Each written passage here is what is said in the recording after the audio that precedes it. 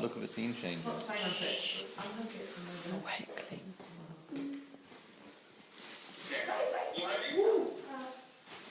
Yeah. Okay. How the Jinn created winter and why the mole cannot see. How the who? In the beginning, there was a most powerful Jinn, and she was in charge of creating all the creatures of the land. She created crawling things, and flying things, and wiggling things, and things that hung upside down in the branches and went whoop. I can only see And Poppy's she made head. dancing things, and some of them had floppy ears, and some of them had long tails, and she had such terrific fun. And she made spiky things, and scaly things, and last of all, she made a cute little velvety creature with a little soft nose and paws. And the Jinn said to the little creature, "Little mole," for that was his name, "you are my most best beloved creature. I have created you so that all the other animals will be happy when they see you, because you're so exceedingly cute." And she sent all of the creatures out to populate the earth. But, being such a small animal, the mole was frightened of the other creatures, who bounced and swooped and growled and galloped, even though the other animals loved the mole and would do anything for it, on account of it being so exceedingly cute and all. "I am so scared," said the mole to the Jinn.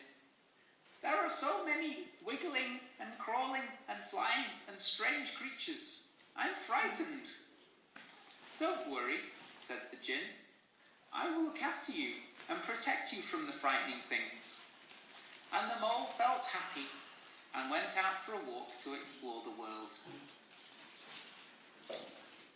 He came to a wood. Oh no, I don't like this bit. And the wind began to howl in the trees, and was pulling at the leaves and making them whistle and rattle. "Ah," said the mole, "too loud. Put it away." And because the mole was the Jinn's best beloved, she tickled the trees till they giggled and dropped their leaves from excitement. And so the wind passed through the branches without making so much sound. Then the birds No, no, not over here, please. No. lived in the tree No, no, no, no, no, no, no. began chattering and squawking at the disappearance of the leaves. One of them is mine. "Oh," said the mole, "the birds are too loud. Put it away." Ha! And because the mole was the Jinn's best beloved, she put the smell of fruits in the wind, and the birds thought of the sunny lands far away and flew off in search of warmth and deliciousness. And then the wind brought a cloud.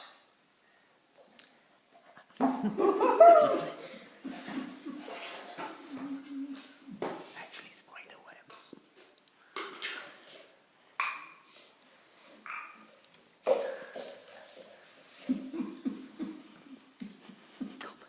Which laughed to see the trees so naked and dropped dollops of rain which splattered and drummed on the ground.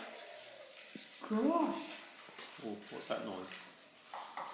What? Rain. "Oh," said the mole, "the rain is too wet. Put it away." It's And because the funny. mole was the Jinn's best beloved, that she lifted the cloud higher up into the sky, where it was so cold that the raindrops turned to snowflakes and spun gently in the air and drifted down to the ground in silence. Then a bear came bustling along.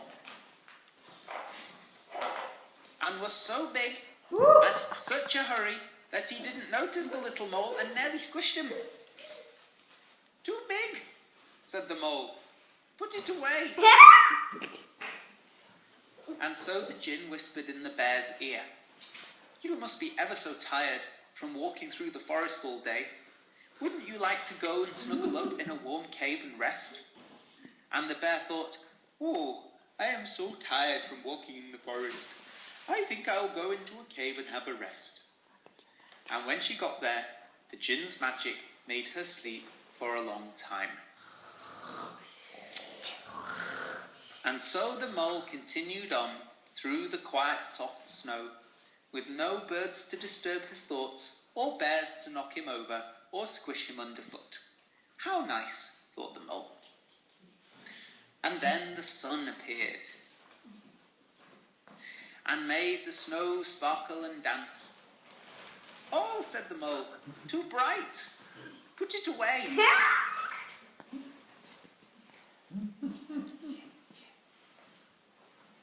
"Ah," said the Jinn, "whilst I was willing to send the birds away, and put the bear to sleep, and make the trees drop their leaves, and turn the rain to snow, all on account of how exceedingly cute you are, I won't put the sun away, as all the other creatures need the sun to live. I must go and think what is the best thing to do." So the Jinn went to sit under her favourite rock, with her head in her hands, and this is what she thought. "I have created a very solitary creature, and cute though he is, he would have me send away all of these things of beauty. It seems that the only thing to do, instead of hiding the world from the mole, is to hide the mole from the world." So she went to the mole and said, "Little mole, you know I love you best of all my creations and wish you to be happy, but it seems that many of the other things I've made on earth upset you. So I have created a special place for you to live, under the earth, where you can be snug and warm and safe. Come and have a look." And the Jinn led the mole to a little hill, and put her hands in the dark earth and pulled it apart. And the mole jumped down into the hole and squeaked happily in the dark.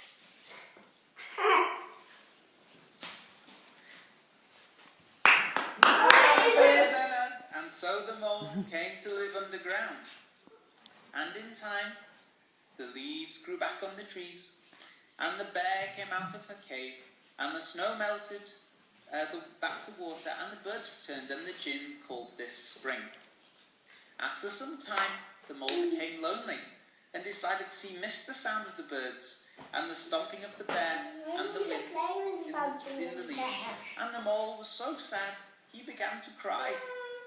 And the Jinn, with her amazing ears, heard the mole crying deep in the earth, and called out, "Oh mole, my best beloved creature, why are you crying?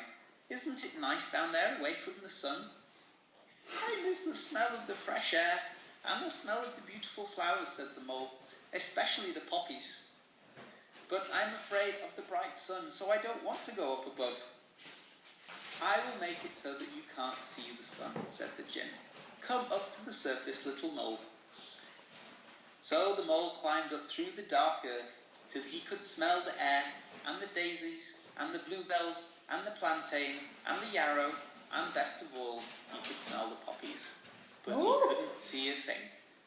And that is how the Jinn made winter and spring, and why the mole cannot see the end.